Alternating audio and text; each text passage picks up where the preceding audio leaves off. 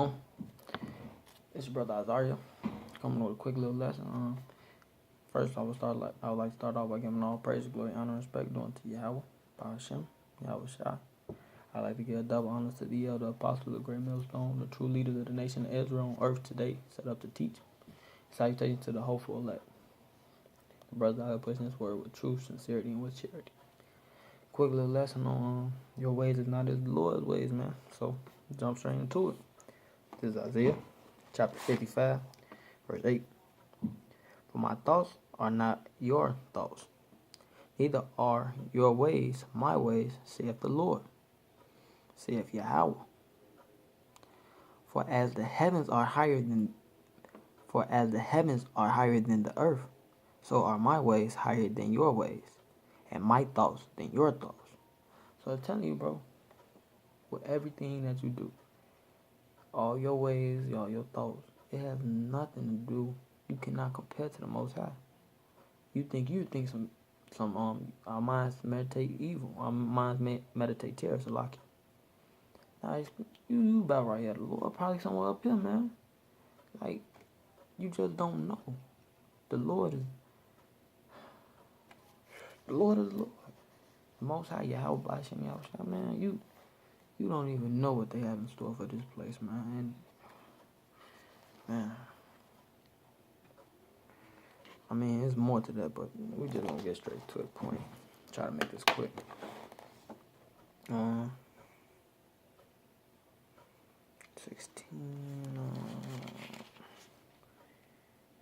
Yeah. This is 1 Samuel, chapter 16. I'm gonna start at the top. And Yahawah said unto Samuel, how long wilt thou mourn for Saul, seeing I have rejected him from reigning over Israel? Fill thy horn with oil, and go, I will send thee to Jesse the Bethlehemite, for I have provided me a king among his sons. And Samuel said, how can I go? If Saul hear it, he will kill me. And Yahawah said, take an heifer with thee, and say, I have come to sacrifice to Yahawah. Verse 3. And call Jesse to the sacrifice, and I will shew thee with what thou shalt do, and thou shalt anoint him unto me. Salaki. I'm going to start off from top, verse 3. This 1 Samuel 16, verse 3. And call Jesse to the sacrifice, and I will shew thee what thou shalt do, and thou shalt anoint unto me him whom I name unto thee. And Samuel did that which Yahawah spake, and came to Bethlehem. And the elders of the town trembled at his coming, saying, and said, comest thou peacefully? Because, hey, man, the prophet is a scary dude, man. And, like, that's the thing. The brothers always push, like, man, when the prophets out here, when do you see the prophets throughout the scriptures? But when they come to tell you that some shit is about to go down. But you niggas don't want to listen. Verse 5. And he said, peacefully, I am come to sacrifice unto Yahawah. Sanctify yourselves, and come with me to sacrifice. And he sanctified Jesse and his sons, and called them to the sacrifice. Verse 6. And it came to pass when they were come, that he looked on Elab, and said, surely Yahawah's anointed is before him. But Yahawah said unto Samuel, and this is the point, verse 7, look not on his countenance, or on the height of his stature, because I have refused him. For Yahawah seeth not as man seeth. For man looketh on the outward appearance, but Yahawah looketh on the heart. And if I'm correct, that word for heart in the Hebrew is lahab. Salaki. I'm gonna make sure though.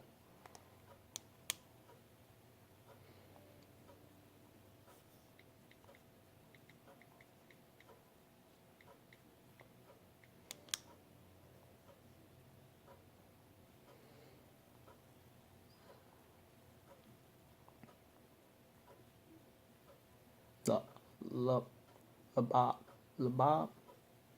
Strong's H 3824. Levav. Levav. Levav. Salakia, Levav. Levav. In the inner man, mind, will, heart, soul, understanding. In the parts, mind, midst. Midst of things, heart of man, soul, heart of man, mind, knowledge, thinking, reflection, memory, inclination, resolution, determination of will, conscience, heart of moral character, as seat of appetites, as seats of emotions, of passions, as seats of courage. And it's simple, man. Most I look at your inner man, your spirit. I mean, that was really the point. But I'm going ahead and read to verse 13. Then Jesse called Abinadab and made him pass before Samuel. And he said, neither have Yahawah chosen this. And Jesse made Shammah to pass by. And he said, neither have Yahawah chosen this. Again, Jesse made 7 of his sons to pass before Samuel. And Samuel said unto Jesse, Yahawah have not chosen these. And see, 7 just a number of completion. It means completion. And Samuel said unto Jesse, are here all thy children? And he said, there remaineth yet the youngest. And behold, he keepeth the sheep. And Samuel said unto Jesse, send and fetch him, for we will not sit down till he come hither. And he sent and brought him in. Now he was ruddy, with all of a beautiful countenance, and goodly to look to. And Yahawah said, arise, anoint him, for this is he. Then Samuel took his horn of oil, and anointed him in the midst of his brethren. And the Spirit of Yahawah came upon David from that day forward. So Samuel rose up and went to Ramah. And see, that's the point, man. If it was up to Samuel, he'd have chose the first dude he seen, not knowing what's really to this guy. And see, that's why the scriptures say, basically try the friend, man.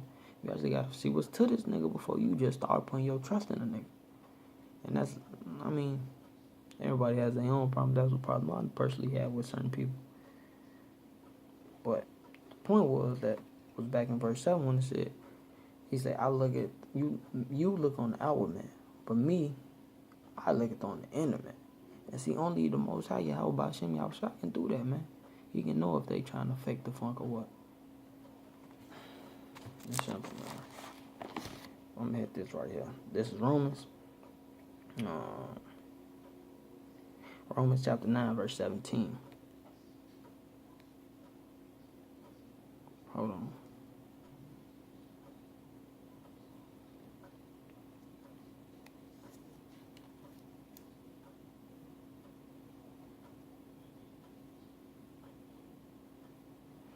I'm going to start at 16, yeah.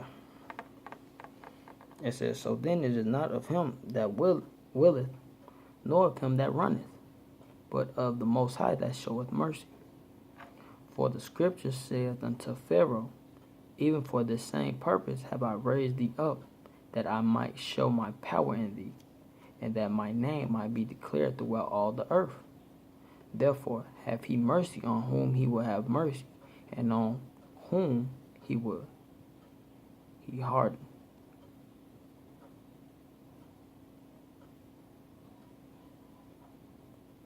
Come. And the whole point was Salakia. The point was in verse 17 when he say, right here where it says,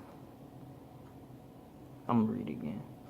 For the scripture says unto Pharaoh, even for this same purpose have I raised thee up, that I might show my power in thee, and that my name might be declared throughout all the earth. Well, Salakia, verse 18. Therefore have he mercy on whom he will have mercy, and on whom he will harden. Then that's the thing. The Most High did that. He knew the heart of him already, because he the one that ordained for this guy to be this way.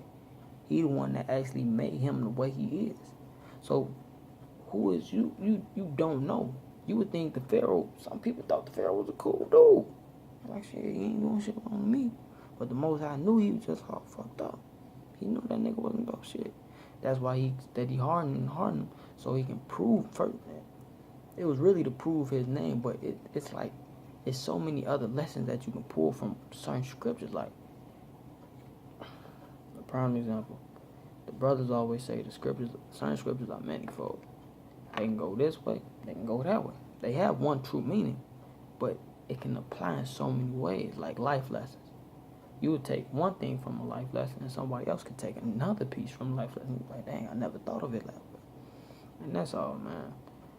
The Most High, man, his ways are not of man. You may think that he deserves mercy for this, that, and other. The Lord, like, hey, it's some shit you could have did in the back 2,000 years ago when his son was on the scene. I'm not saying that. Basically, you'd be doing the same thing back then, well, that you're doing today, but in a sense, you could have did something from that time that the Lord still ain't forgave. And now this go around, he just gonna fuck you up. You never know, man. Hey,